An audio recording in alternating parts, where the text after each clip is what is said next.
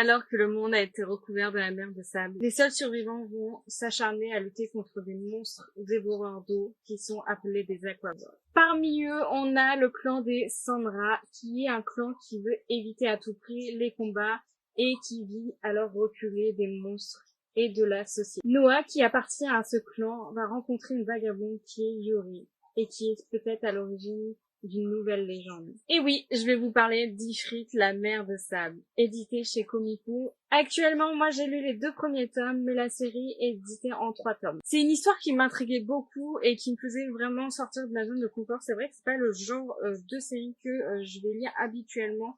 Je suis vraiment plus axée sur l'horreur et la romance. Mais c'est vrai que le résumé m'avait beaucoup tenté. Et du coup, j'ai eu la chance d'avoir mon tout premier service presse chez Komiku de cette série que j'ai lu directement. Et je suis trop contente parce que c'est mon tout premier service presse et c'est vraiment une chose que ça n'a rien à voir par rapport à l'histoire. Mais du coup, j'en profite de vous parler de cette série que j'ai déjà lue et que j'ai dévorée et que je viens tout juste de recevoir pour vous dire que je suis partenaire avec eux.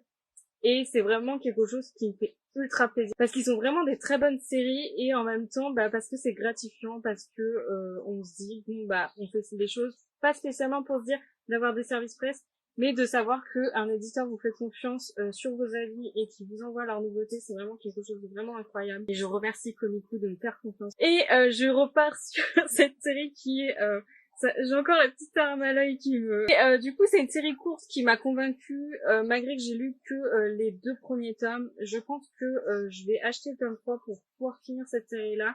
On a vraiment un très beau graphisme. Vraiment, c'est ce qui m'a convaincue en plus d'avoir un très bon graphisme et qui nous met directement dans l'ambiance un peu désertique, un peu fantasy. Et c'est vraiment ça qui m'a beaucoup plu.